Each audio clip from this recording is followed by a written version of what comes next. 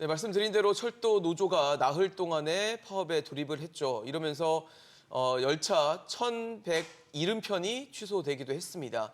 그만큼 시민들은 불편을 감수할 수밖에 없었는데 과연 이런 시민들의 불편을 볼모로 하고 이런 파업을 감행할 만큼 명분이 있었는지부터 좀 체크를 해보겠습니다. 구 교수님 어떻습니까? 이런 시민들의 불편이 있었던 건 사실이고요. 그 과정에서 어떤 이런 명분이 있는 파업이었는지 아니면 어떤 다른 독립적인 주장에 불과했는지 좀 봐야 될 것 같거든요. 지금 전국 철도 노동조합에서 이야기하는 그 파업의 그 명분은 세 가지 정도 되는데요. 네네. 실제로 이제 노조에서는 그 세 가지가 이제 합당하다 생각을 하지만 지금 제가 이제 개인적으로 생각하는 거는 현재 지금 이제 우리 국내 경제가 수출이 10개월 연속 적자. 그렇죠. 그죠? 그다음에 이제 지금 국민들의 정서가 지난번에 화물연대 총파업 때도 그랬지만은 그 안전운임제 관련해 가지고 파업을 했지만 결국은 동력을 잃고 스스로 철회했지 않습니까? 이런 사례가 있기 때문에 지금 철도 노조가 파업을 했지만은 국민들의 정서는 약간 부정적이지 않나 이런 기류가 다수라고 저는 보고 있습니다. 세 번째는 이제 철도 노조가 주장하는 그 공공성.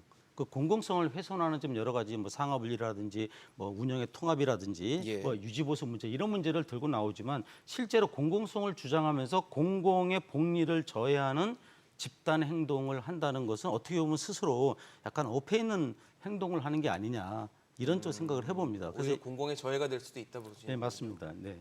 그 말씀 주신 부분 하나씩 나중에 또 체크를 다시 해보도록 하겠습니다.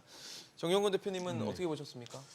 네, 이제 뭐 어저께 아침 9시부터 철도 노조가 이제 파업에 들어가서 4일 동안 그래서 이제 18일 오전 9시까지 4일 동안 한시적인 파업에 돌입했고요. 저도 어저께 지하철을 탔지만 뭐 안내 방송에서 10 내지 15분 정도 조금 연착할 수 있다. 그다음에 전체적으로 철도의 운행이 한 뭐 60에서 80% 수준으로 이제 유지하겠다 이렇게 밝힌 상태이고 KTX는 한 뭐 68% 정도 이렇게 운행이 되고 있는 것 같습니다. 근데 철도 노조도 사실은 고민이 상당히 많았고요. 특히 이제 국민들께서 걱정하시는 부분과 관련해서는 사과의 말씀도 전하고 있습니다. 근데 철도 노조가 이제 과거에 파업할 때는 거의 뭐 무기한을 걸어놓고 파업에 돌입했는데 이번에는 한시적인 파업을 갖다 돌입했고요. 또 요구 조건과 관련해서도 그렇게 무리하지 않습니다. 사실은 지금 이제 세 가지 요구 조건이 있는데요. 첫 번째가 이제 수서발 SRT역에 KTX가 같이 운행할 수 있도록 해달라는 게 첫 번째고, 네. 두 번째로 이제 지금 현재 이제 4조 2교대를 하고 있는데 이걸 정부가 3조 2교대로 바꾸라고 다시 원위치시키라고 요구하는데 국민의 안전이라든지 또 철도 종사자들의 건강을 생각하면 돌아가기 힘든 요구를 거꾸로 지금 하고 있는 것이고요.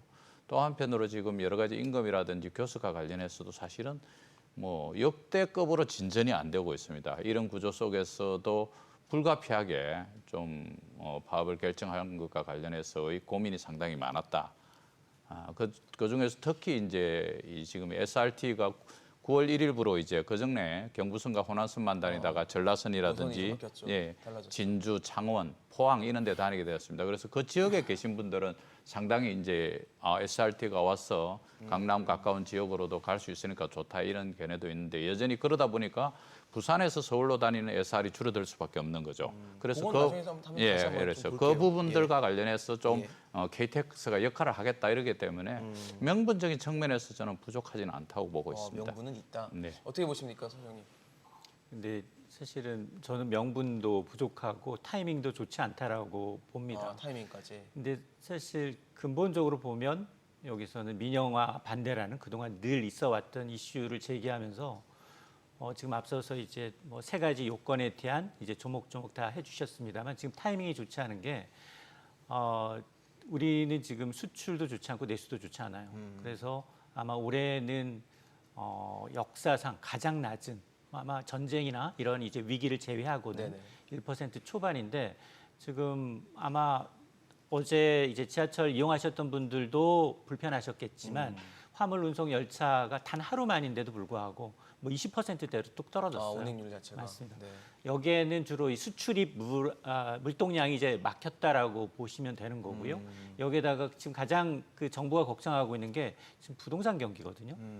여기에 지금 시멘트가 대부분 이 철도를 이용해서 이제 운송이 되는데, 돼야지만이 네. 이제 작업장에 이제 배송이 돼서 레미콘이 또 가동이 되고 그게 또 건설 현장에 이제 가동률로 이어지는데 지금 그렇지 않아도 이제 주택 착공 인허가 건수가 당초 예상했던 것보다 많이 떨어져서 네네. 정부가 이달 말에 추가적인 부동산 대책을 발표할 시점인데 그 시점에 딱 맞춰서 이게 지금 터지다 보니까 시민들의 발목도 붙잡죠. 그리고 지금 1차에서 끝날 것 같지 않아요? 2차, 3차를 이제 예고하고 있습니다. 근데 정부의 스탠스를 보게 되면 이미 이제 이 지금 거론하고 있는 세 가지 안건 가운데 한 가지 안건이 민영화 안건은 아니다라고 이제 해명을 하고 있음에도 불구하고 계속 이제 파업의 어떤 동력으로 삼고 있는 것 같아서 참 이 그 어려운 또 한번 이제 대화를 통한 어떤 타협보다는 강대강 대치가 굉장히 장기화될 가능성을 이제 예고하고 있어서 상당히 우리 경제는 좀 부정적이다라고 봅니다.